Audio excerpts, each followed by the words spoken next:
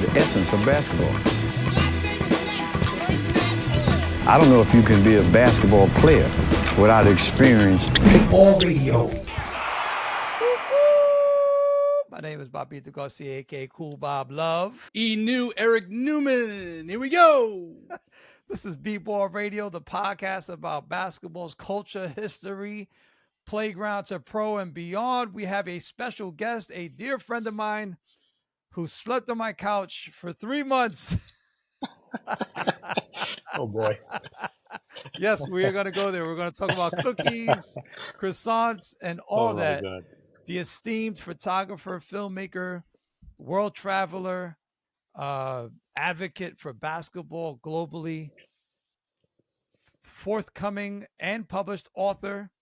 His name is Kevin Couliau. Well, Kevin, I'm under impressed by your background. I thought we were going to have like the Eiffel, the Tour Eiffel in the background. Yeah. Paris courts. What's up, man? Like, I'm sorry, guys. I just have a white wall. I have some prints, but like I wasn't expecting such a tight frame. So all the artworks are on the sides. But I can bring in like some frames, during the talk if you want. Well, Eric, I want you to set this off because generally I've been talking a mile a minute, and I'm excited to just see my friend's face. But Eric, you're first off the bench, bro. Why am I on the bench in the first place? Oh, okay. Well, That's What's going on here? Oh, I thought we're shining the light on all of us, Bob. Especially with Kevin here. Especially with Kevin here. But now you look like a coach, man. I'm back on the sideline. Bob, get in a stance. Try rotating on defense for once, and Kevin passed the ball. No. I never passed the ball. Darts. I know. I got the scout. Darts. I got the scout. Darts.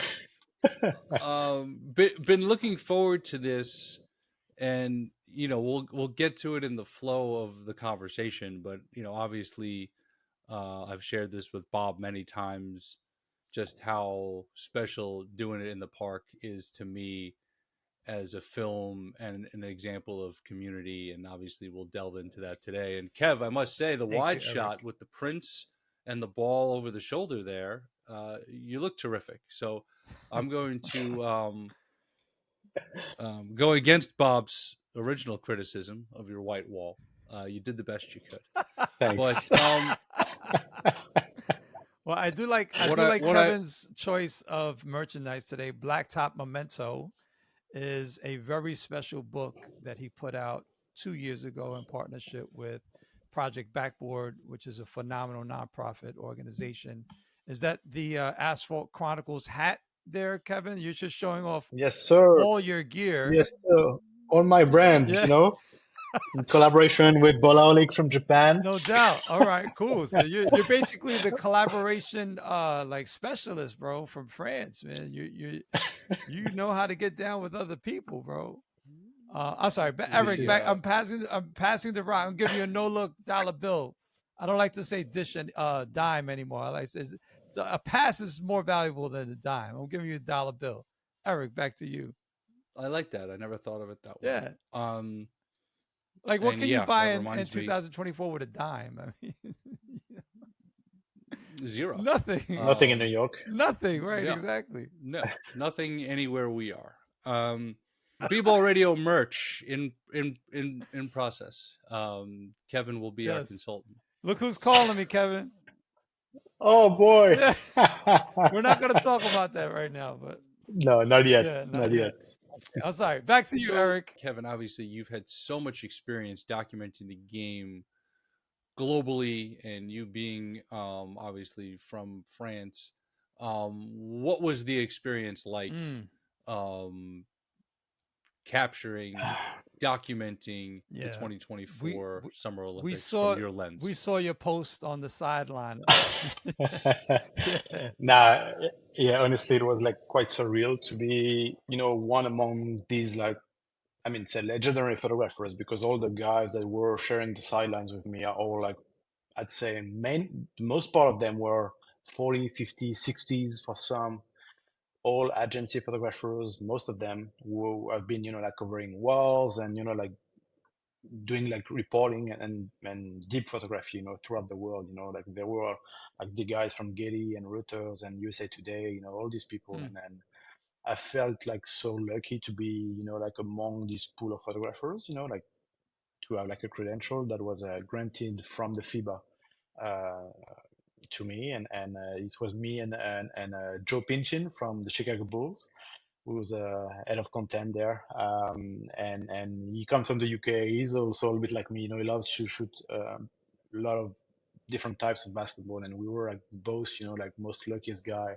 to be accredited by by FIBA and without any obligation to give the photos, to the FIBA. So for me, like, yeah, I've shot basketball in multiple like settings. It could be like street ball to like remote Africa in refugee camps and NBA games too. But being on the Olympics was so special because of the stakes. I think you could read in the players' eyes and the staff, that the stakes was way higher than anything else, Hmm. higher than NBA finals.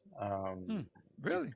There's yeah, definitely the level of basketball because of the FIBA rules and the fact that the game is a little bit more compact than an NBA game makes it even more like I think technical in a lot of ways. I think like maybe you guys have heard what Dennis Schroeder said about the Olympics or FIBA basketball versus NBA when he talks about IQ.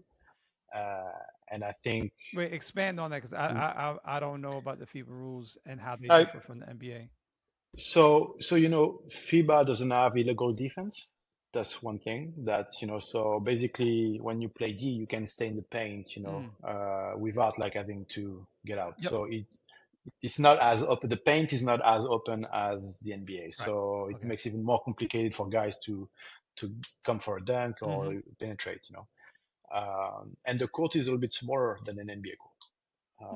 That's one thing too. Yeah, 3-point line closer, but that's not a problem for shooters. But and plus you can like clean the rim, in FIBA. Hmm. So when the ball is above the cylinder, like you can clean it.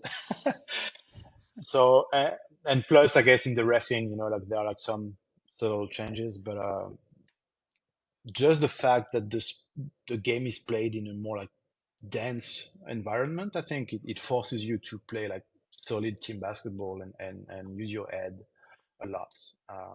So I think the US always struggles for the first like few games, with like this adjustment of playing against international teams in this FIBA environment. But for me, it was just like quite insane to see the level of basketball being played by the US, by Serbia, France, obviously, but even like teams like Greece and Spain were like amazingly good too. So I think as a photographer it was obviously like it was a privilege to be there and shoot, like the game and the emotions that come with it. Being in France, like each game for the French national team, both men and women were like overpacked and I'm not much of somebody like super proud of being French, and I'm not really like a patriot. I don't really care because no, but I You mean I don't really really want to care move to New because York? That's why. yeah, You want to exactly. live in New York? No, no, but like it's like yeah, I love my country, but I'm not like that. Like Hmm. I never really like been like that, and because I travel so much, and I'm trying to be this like sort of world citizen, I Yeah. guess. Yeah. I get it. I get it. I can identify with that. um, but still being like that when I was hearing like the French anthem and the team in front of me and like all the guys, the emotion, like I felt the energy of what it meant to be on the Olympics, and so I could transpose myself a bit to the players and what they could feel on these like very very moments. Yeah. How did it affect your shooting style? Because I mean, you have, I think, from the first time I published your photo in Bounce Magazine in 2004, which was, to my knowledge, the first time you were ever. That's like your first appearance in Yeah. publishing, right? Um, what struck me about your style was that it wasn't just about the player; it was also about the environment. And then we saw that full throttle uh, when you were the director of photography of our project, doing it in the park, pickup basketball NYC, which aired on PBS and Netflix, etc. But so like I'm sure like the rooters and the USA Today, they're looking for like the dunk and whatever. But what are you looking for when you're shooting the Olympics, Um, or what were you looking for it's always, specifically it's always, this time? yeah. Um, it's always challenging because you always try to tell the story of the game, or like you don't want to miss like the best dunk or the best move or whatever. So you, especially because on the Olympics, like Canon has been like giving me like the opportunity to try one of their new camera, which isn't released yet, and it's such like a weapon that you basically you can't miss a photo with it. Hmm. You shoot like 40 frames per second. Like the autofocus is assisted by AI, so it tracks the guy who holds the ball, and you never lose focus. So it's really hard to miss the action. Like you, Wow, that doesn't even seem and fair. no, exactly. But I mean, like everything is evolving so fast. But the good thing about the Olympics is I was in a different position than all these agency photographers who have to deliver photos like right away. Like these guys are connected with a wire that sends everything to an editor, Hmm. and me, I was, like by myself, and I had the opportunity to create. And what I what is hard in indoor basketball, and especially big events like that, NBA or Olympics, it is to get rid of all the branding and try to make something as authentic as you can without, having the background pollution. Hmm. So I tend to I love like going that close. background pollution. Can I use that? Yeah. I like that. Eric has a uh, lot No, of be, no. Celtics pollution in his background. Ouch. I was gonna say background pollution would be a great T-shirt, but way to tie the Celtics into the episode, Bob. I don't even have to do I it. mean, Eric, My you man. were bound to talk about Jason Tatum at some point, so not getting any burn. So I figured I might as well just beat you to it. uh, Kevin, did you take a but photo of Jason Tatum on the bench? yes, I do. Just Yeah, I sitting there, resting, reflecting on his NBA title. Yeah. exactly. I have a beautiful photo of him warming up with the like the white like sleeve that is not even the jersey like The maybe I can send this one. Yeah, it could be anywhere. It could be a Boston game. I can send it to you if you want. Perfect. were you at this South Sudan USA game when they lost by 1 point? Yeah, yeah, yeah. Were there a lot of So Sudanese people in the crowd that day? totally. It was super interesting because you have lots of like different pockets of Sudanese people throughout the stands. And when I was at the game, I had like two South Sudanese women behind me, and they were like yelling, like on each play, and they were like so hyped.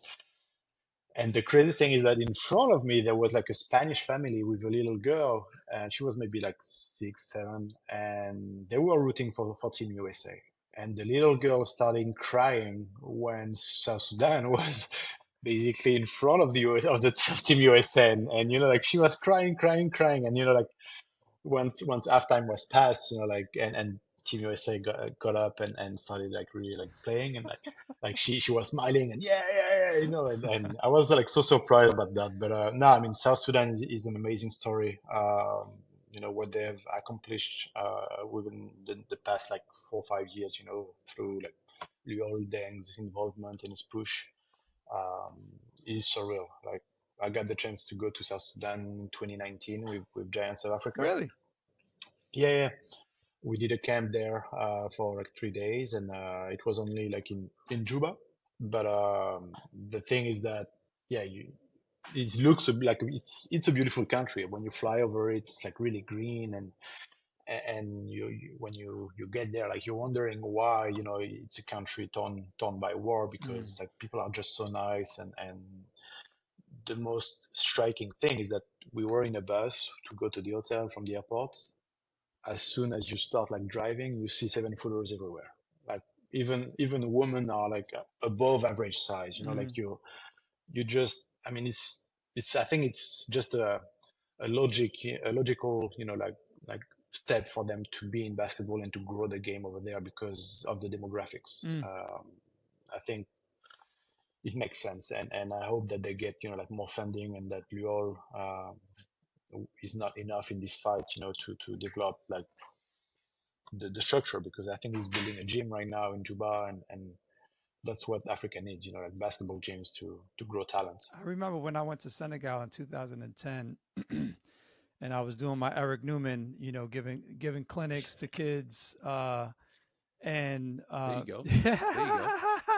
I was doing my version of chain link fundamentals in Senegal. At that point, the Seeds Academy had produced, I think, like 7 NBA players, and yet they only had 4 indoor gyms in the entire country. So a lot of activity happens outdoors. But the thing that struck me even more so than that was when we went to I forget the name of the town. One of the staff uh, was a scout for the San Antonio Spurs. Forget his name. Real cool cat. And there's a 6'11", 16-year-old, right, who's like nice. Like he's playing at the clinic, and the coach looks at me. He's like, "Man, he wasn't on our radar." I was like, "What do you mean?" He was like, "Basically, there's 57 footers born in the world every year, and the NBA knows about every single one of them. We track them." And I was like blown away. I was like, "But how do you know someone's going to grow to be 7 feet?" You know, it's like whatever. There's metrics, and he said that, you know, basically like if they wind up being athletic and interested in basketball, like they're on our radar. Like we know about them, and we do not know about this kid. And so they were going to, you know, get him into the Seeds Academy. I don't know what happened to him, but clearly he had some room to grow. So I mean, you saying that about Sudan, I'm like, there's probably a number of 7 footers in that Yeah, country that are not on the radar of, well, maybe now that they did play so well in the U.S. There's probably like a ton of like college scouts, you know, going over there. And anyway, just it's a little side note. no, for sure. Yeah. It's I mean, there's so much talent that hasn't been, you know, like discovered or trained, you know, or just simply the access to Mm-hmm. basketball. Mm-hmm. There's still a lot of things to do on many continents and countries around the world. You know, like I think it's just a question of exposure. I think the simple fact that the NBA gets more accessible, you know, like through cell phones and you know, like YouTube highlights and stuff like that, you know, it exposes the kids from the world to the game, and it helps grows the game. Yep. Absolutely. We've got a lot of clinics to do, Bob. We've got a lot of clinics to do. Yo, A lot of B-ball radio could be like a brand of clinics, man. international footwork. I Um, like that. That's good. so Kevin, you know, Bob mentioned, you know, the first time that you know, he published one of your photos back in the glorious Bounce magazine days. So, Mhm. Bounce, rest in you know, peace. RIP. So so leading up to that, like what was that moment that gave you the basketball bug, not just the love of the game, but the love of the game through the lens? Like, Mm. how did that transpire for you, and what was that defining Eric moment? with another money question. You're like on the all-star squad of like questions, bro. Ah, First team. Thanks, Your questions are so thanks, illustrious. thanks, Yeah. Bob. I asked When like the preparation meets opportunity. I asked like the super quick, like, you know, like off the cuff. Bob is 7 seconds or less. Coach D'Antoni. you know, I grew up with um major influences in my life, which came from my brother, David, who was a professional skateboarder, who edited Doing It in a Park. He's like a filmmaker Love too, and him. Love him. Yep. super talented eye and editor. So I grew up, you know, being super inspired by my brother because he already like, you know, 14, 15 years old, traveling the world to do skateboarding. And I got to, I got he was the one who put me into basketball when I was 6 years old. Like he grabbed me and trained me, put me in the training with his friend, and I touched the first basketball like that. I wasn't even watching basketball on TV.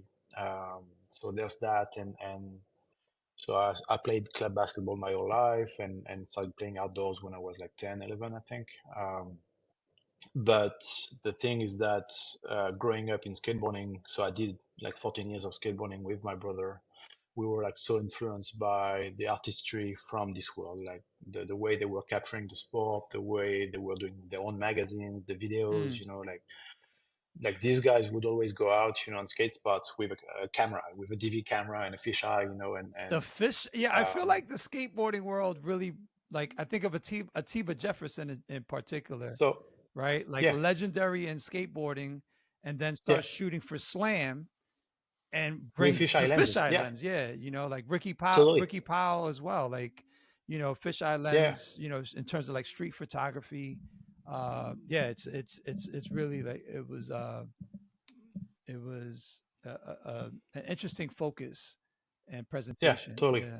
So yeah, we grew up with the this like influence from skateboarding, like even video. The first time I saw Bob was in a skateboarding video, Yep. The like 411. there were, yeah, The 411 Zoo video York. magazine. Yep. There was a New York industry section, that Yep. was like always like a video chapter about a brand from the world of skateboarding, Hmm. and it was like, like dribbling, like, doing some moves, I don't know which park it was. I should Tompkins watch it Square again. Park, Kevin, Yeah, 10th okay. Street and Avenue A, and Harold Hunter was there. Rest in peace, legendary skater. Yeah, we used to play half court in the softball field. The full court is on the other Yep, side, and that recently got redone yep. by Slam and Project Backboard. But the softball court is where the action really was in Tompkins. Yeah. Anyway, So and yeah, that's where all I the saw Bob skaters for the first time. would play too. I mean, Yeah, yeah. not play, but skate. They would skate in the softball.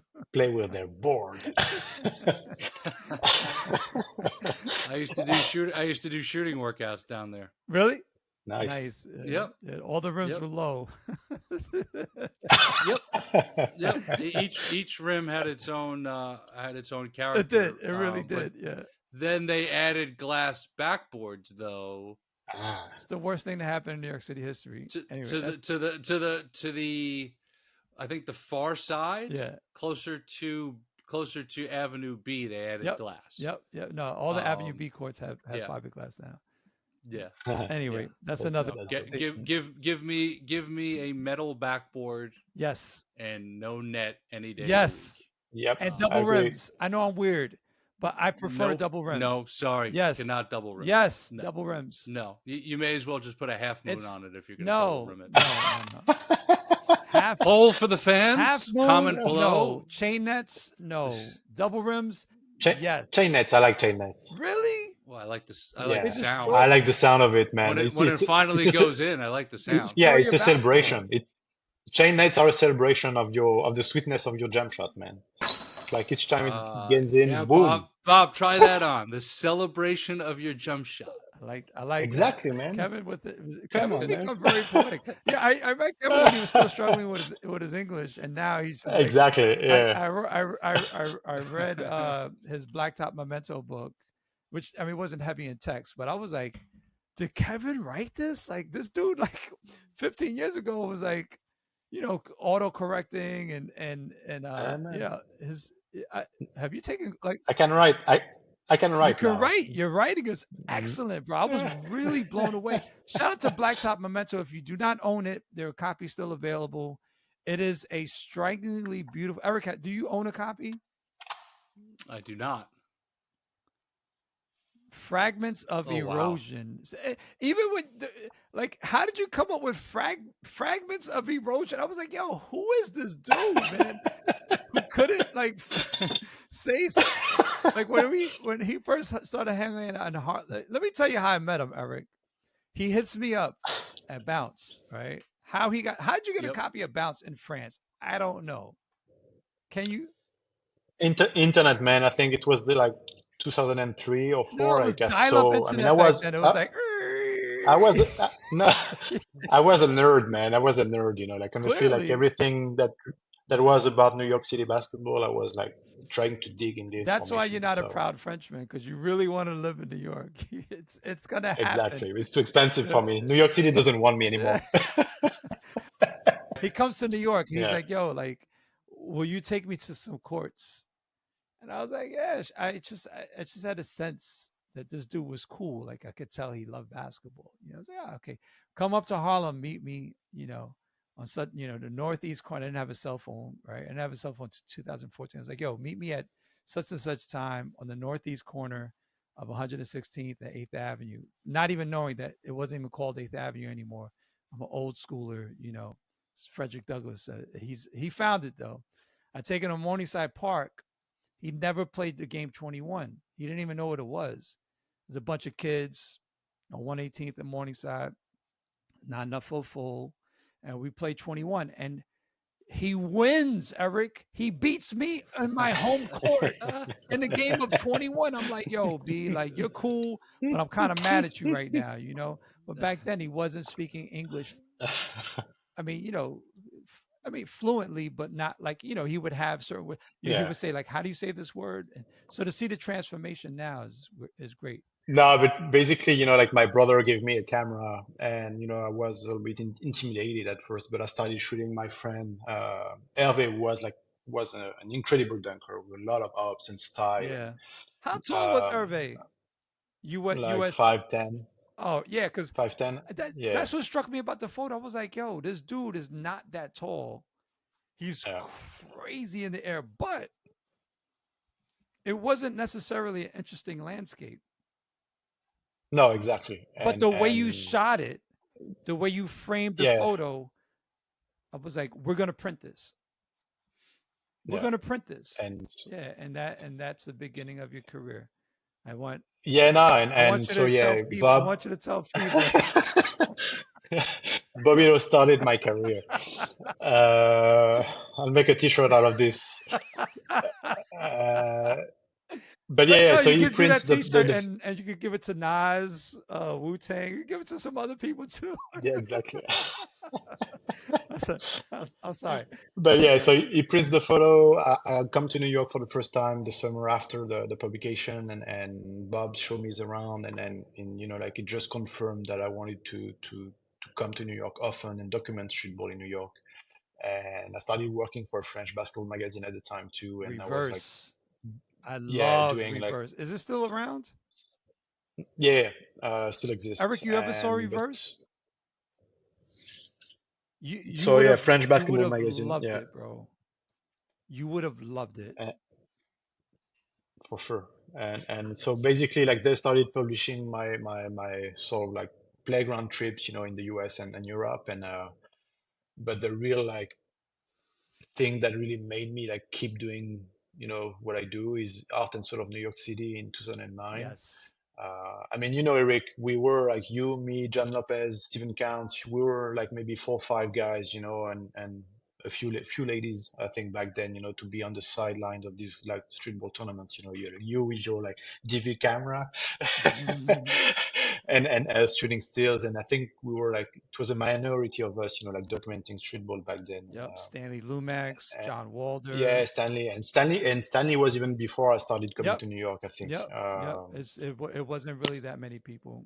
It's not like Yeah, today and with the iPhone revolution and the yeah, iPhone being totally. able to shoot like really high resolution photos, right? Yeah, So like last summer when I was at Gersh, like I saw like 50 cameras or even like more than that, and I was so like surprised and thinking of what we've experienced back then. yep. Like nobody cared about like going to Together with Chill or like all these like lower Manhattan Classic and smaller tournaments. Mm-hmm. Mm-hmm. But anyway, like Art and Soul of New York City, the film that I did, like 2009, and that got released early 2010 was definitely the thing that made me, okay, shit, maybe I should pursue that way, and maybe I have like sort of like an eye for basketball, and Heart and and soul in of New York yeah. City.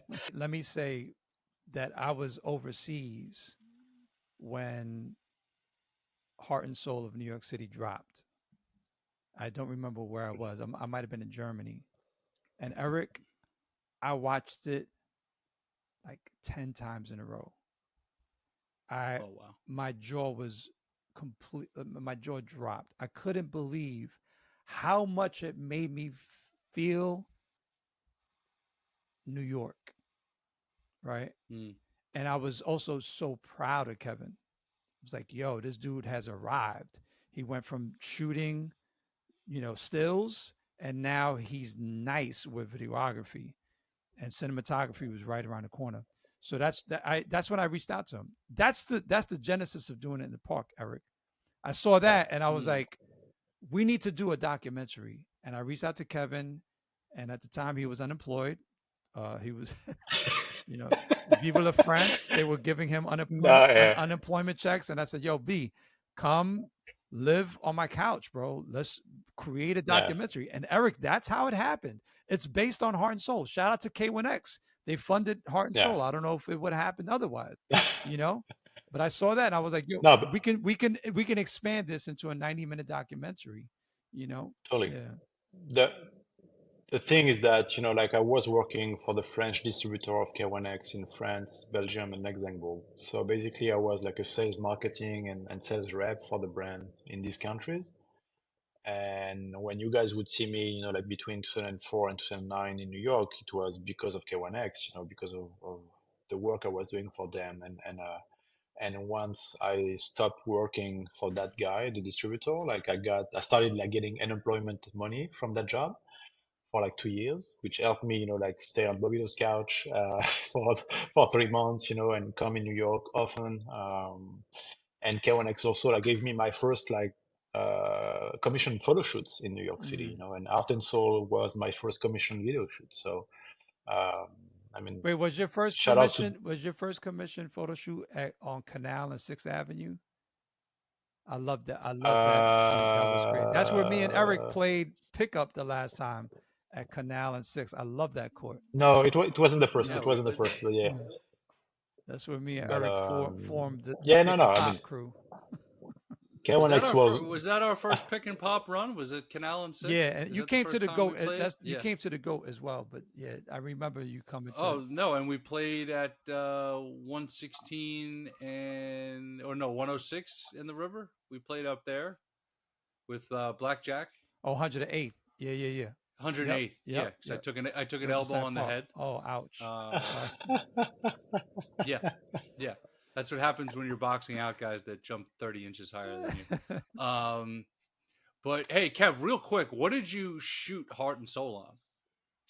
5D Mark II. Yeah, because like 2009 they released the camera, and 2 months after I'm in New York and I go to B&H and I buy it with the unemployment money.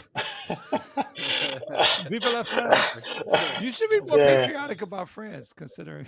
No, exactly. You're right. No, but I always, I'm only kidding. I wish there was, but no, I was starting with that camera, and honestly, like, I wish I was already like more trained, and I was a better cinematographer back then. Even to shoot doing it in a park, I wasn't as good as a cinematographer that I am now. So that's the big like regret I have with both films, is that I would have loved to make them even nicer in terms of cinematography. Yeah, but you know what though? Like, part of the beauty of both of those is that you weren't classically trained in school, right? So you have this sort of playground approach almost to it. Yeah, and you also had access. You had incredible access, right? That if had you been spending years in school, you might not have had. Or I mean, you might have gotten anyway. All you had to do was meet me, then you had access. Boom! Key to the city. Yeah, exactly. So when did you both know? So, Bob, you've told me the stories many times. You guys are just riding around the city on bikes, going from park to park. When in the process did you guys know, okay, we got this? Like, this is going to be never. This is going to be incredible. No, I think what I think.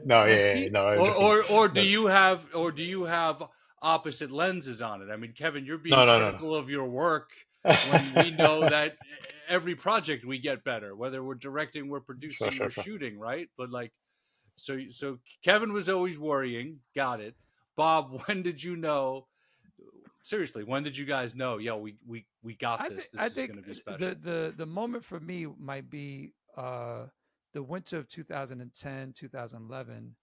I flew to Paris because the production company was 360 Creative. Shout out to Thibaut de Longeville, Flore Biet, that whole staff. You know, the animator. I forget his name. The dude who did the graphics, like Vincent, yeah. Vincent. Yeah, Vincent. You know, it's just an incredible crew. They had done this film called Just for Kicks, Eric, which came out in 2005, premiered at Tribeca.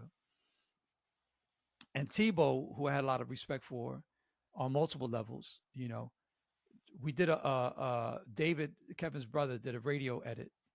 For those who don't know, that's like you take all the interviews and you just kind of like, you know, just put them all. It's like a 3-hour cut, you know, no B-roll. And we sat there for 3 hours and we watched the film. And Tebow looked at both of me and Kevin, and he said, "Hats off. You guys have an incredible film on your hands." And this is a 3-hour cut, knowing that we would like cut half of it and start adding like, you know, cinematography and photos and B-roll and all other stuff. But yeah, I think that was the moment for me. That was like, wow, like here's a filmmaker I love. Like I love Tebow's shit, you know? And when he gave us that sort of like, you know, that sort of pound, I was like, word, all right, cool. And that's early. That's really early in the process. Yeah, totally. No, because we shot like 60 interviews the first summer, you know, and we had like so much footage. We had like a 4 terabyte hard drive already full. And definitely getting the approval of Thibaut and my brother too, Yeah. because my brother was really like critical about it, and he saw the footage, you know, yeah, like, I think we were so much into our thing, you know, like so passionate about what we were shooting, and you don't realize the value of what you captured, I think, until somebody else, you know, comes in and say, okay, wow, this is insane, you know. But I think as filmmakers, I think it's the thing that you always pursue is the validation of the viewers. You always seek for that approval, and to confirm that your intentions were the right ones and your feelings were the right ones. So yeah, with doing it in a park, I think, yeah, that was definitely like the first time that, yeah, we realized that, oh shit, we might have like a real film, you know, on our hands. Yeah. I think also, you know, me and Kevin get a lot of credit for doing what we did, which was at the time kind of like insane. I didn't have a kid, you know, like No.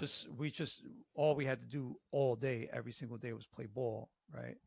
But a lot of credit, I think, really goes to David Couliau, Kevin's older brother, because I had this idea. I wrote the film, right? Eric, you're a filmmaker. I wrote the film, and it wasn't what the film became. David saw the footage and he was like, "Look, you got emotions for like this recreation. You have these emotions for storytelling. You have these emotions for these legends. You have these emotions for these courts. You have these you know this incredible cinematography for." And so David was the one that sort of took everything and zoomed out and said, "This is your film. You know, here's the scenes." Yeah. You know, because I was looking at it more like, "Yo, me and Kevin." Travel log, you know, we go to Sunken Pit, and we go to, you know, the Cage in Brownsville, and this is, you know, sort of like almost like a journal entry but brought into a film, like sort of like Jim Carroll Basketball Diaries in the 70s, or Alex Wolf, the In Your Face basketball book in 1980, was like a huge inspiration for me to ideate on this project. But David was the one who was like, nah, let's string together Corky and the women. Let's put all the women together in one scene. You know, I wanted Jack to be in the 21 scene, and David was like, no, save Jack for the end of the film. It'll be a better punch. And I was like, really? He's like, trust me. And then it worked, because when Jack Ryan enters the film, it's like, whoa, who is this character? You know? So yeah, Totally. yeah. Anyway. Very cool. Very cool. Kevin, I don't know if I've ever expressed this to you. I have to Bob. One of my favorite New York City evenings or events ever, Mm. and I lived in New York City for 18 years, was the Urban World screening. Oh man, yeah. Goosebumps. Because Yeah, that yeah, put yeah. all of these incredible people Mm-hmm. in that room together. And, you know, I think I took so much pride, and I was so appreciative as somebody who grew up outside the boroughs, who made his way into New York City basketball first by just following my instinct and desire to coach, and then picking up a camera. And then I had already, this was 2013, right, Bob? Was the Urban World No, screening, I believe. So 2012. The I, film got its commercial release in 12, yeah. 2013. so it was 2012. Yep. So I had just made my career um, move to pick up a camera, and I'm gonna hustle, and I'm gonna grind this out, and I'm still training kids on the side and doing clinics and whatever I got to do. But one of the most inspiring evenings, because it reinforced like what I was pursuing, and it spoke to all my Yeah. passions, not to mention like knowing so many of the people that were both in the room and in the film. And I just remember it being this really special evening. And you know, you guys have always created things and done things around the game that bring people together, and this was like the ultimate of that for me, because it was a film. Thanks, man. So no, thank you guys. Crazy, that's Thanks, 12 man. years ago. Thanks. Yeah. It's like time flies, and we still have like so much footage we haven't shown, and you know, like we still want to do a book, you know, to explain, you know, like the sort of like making of an independent film the way we did. You know, like so we have so much photos and even like design test of posters and whole stories.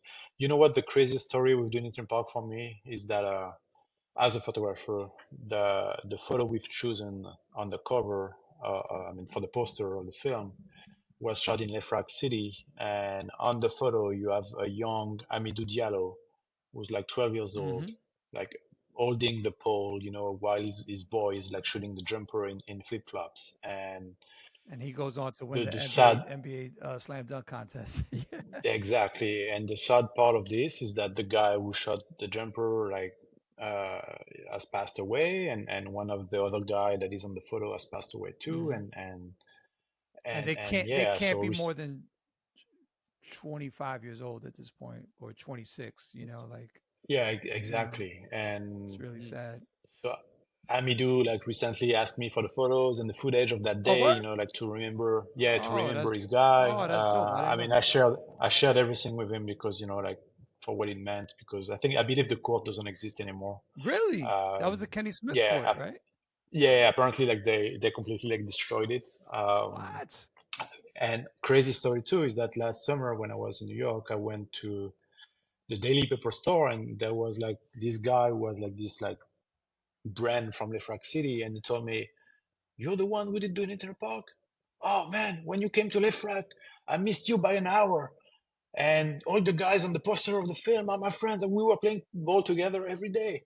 That's dope. And you know, like yeah, crazy, you know, and still, you know, to this day, through this film that we've made, like we still have people, you know, coming at us and telling crazy stories, you know, like that, you know. Yeah, I met Leaky Roof, Eric, on Instagram. Just DMs, mutual respect, whatever. Like he's doing amazing things. He's become like Yep. he's garnered an incredible following. But he won the thing that you produced, right, for Showtime. He won the New York uh, OBL section and was ranked very high going into the Vegas final, and he was upset in Vegas by White Chocolate. Oh, really?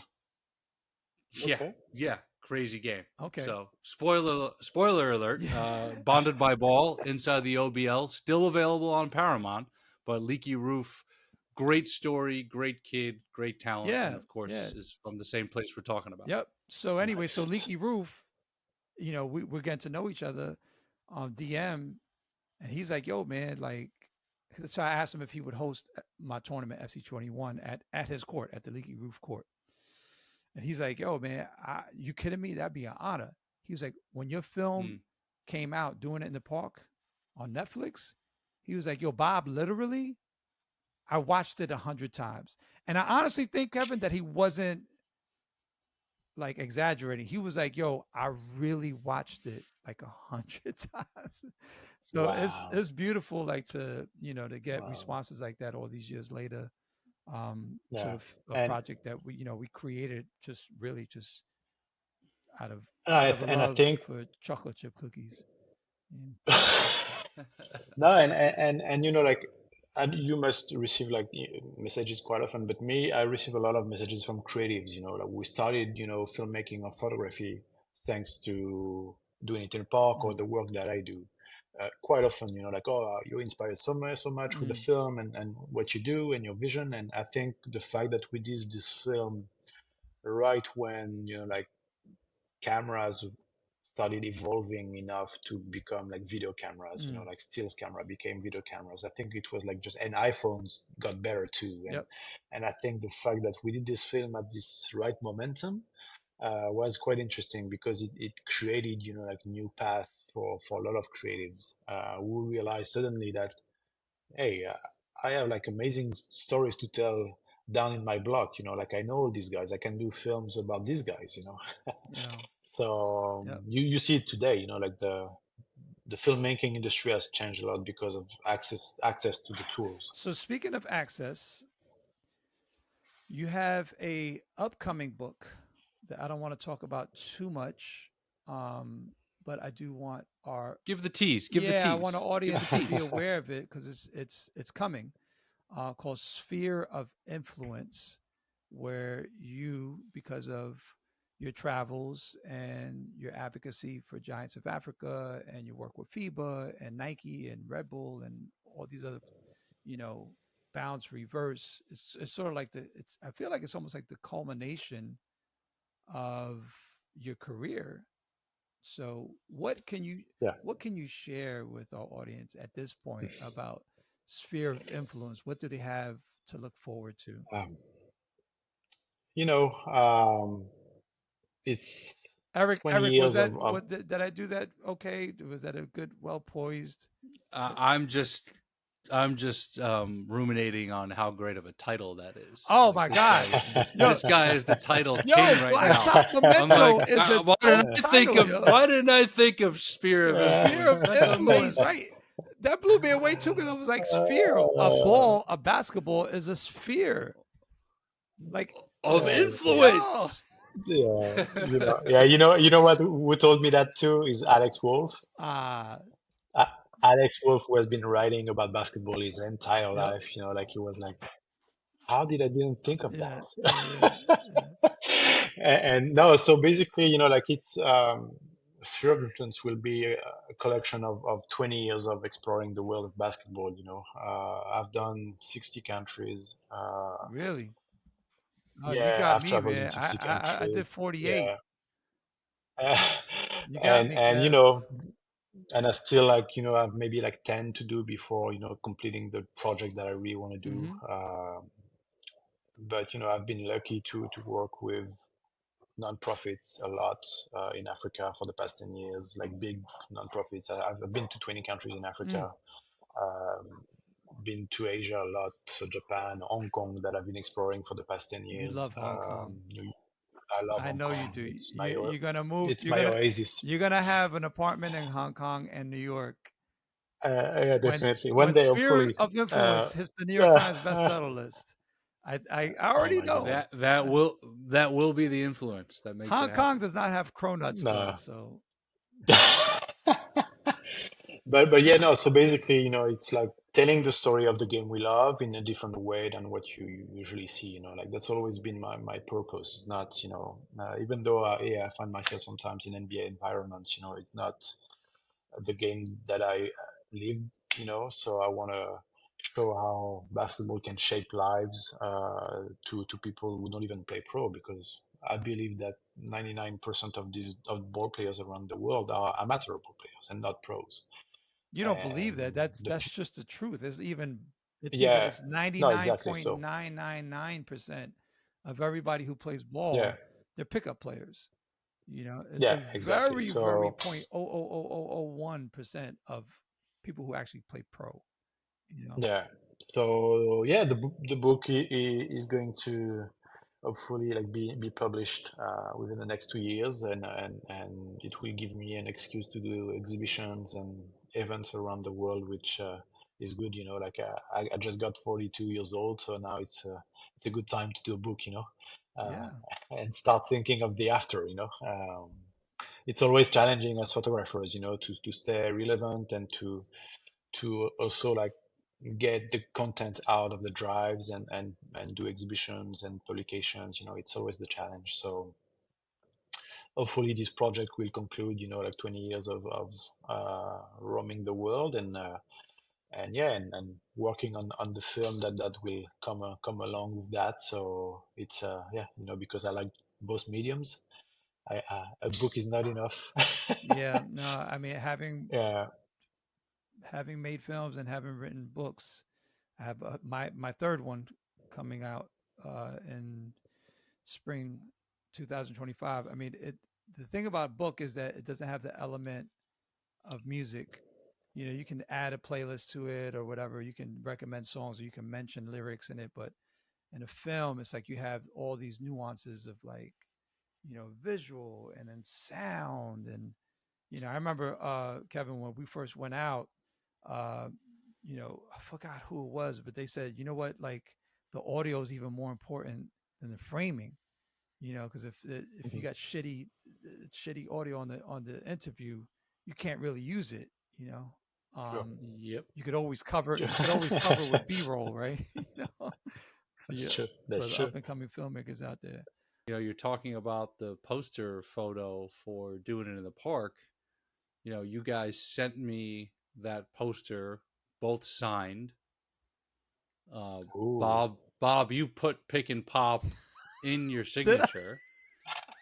Kevin, you made a play on my last name. We are new men because of you. Oh, see, he's a master in English, bro. I'm telling you, And man. and he is a linguistic king. Yeah, yeah. So Kevin, that Don't let the accent poster fool you. is framed on my wall. Where? I don't see it in the On my background pollution with all it's the on Celtics. it's on my it is far from pollution. It is on my staircase going upstairs with a couple of other film posters, Nice. including The Legend of Sweet Pea. Nice. Yes, you worked on that film, And the right? first film that I Eric? made. Yes, that was the first film of notoriety that I worked on with Dan Levin And Ben and the May, right? director Benjamin May. Benjamin May. Yep, Yeah, yeah. Ben Good May. crew of Nice. people, man. Yep. Yeah. Yep. Shout out real to good Lloyd crew of Daniels as people. well. You're clearly somebody we're going to be speaking to on a regular basis. We want to wish you the best of luck with Sphere of Influence. We want to wish you continued success with Thanks. your photo shoots of Victor Wembanyama for the cover of Slam magazine. Are the two of you still cool? Like, are you like DMing each other on IG? Like, Nah. Victor is not so much on IG, but I'm cool with his parents, oh, which are nice, really really nice people nice, and down to earth. nice. And but just know, But yeah, Vic, Kevin, you have a home here at B-Ball Radio. You got a project you want to talk about. You come back when me and Eric could jump on board and bug out with you. Eric, right. want to thank you for just being the sort of like foundation of this podcast. Bring together such an incredible staff. Bobby Brooks on the editing tip, Deja Carr on the social media tip, Amanda Benavante, my former FC21 intern, who's now the B-Ball Radio social media director, and your boy Sam, who gets incredible B-roll. Sam may not have to do much on this one because we're gonna dig through Kevin's archives to get B-roll for our YouTube episode. If you're watching this on YouTube, please click follow. If you're listening on Apple or any other DSPs, click follow so that you can always get a notification when we have a new episode. We come to you every 2 weeks. And that's it. My name is Bobbito Garcia, aka Cool Bob Love. Eric Newman, aka E New. Thank you for listening, watching, share it, tell your friends, tell your crew. Get in a Stance, B-Ball Radio. A biento, Kevin.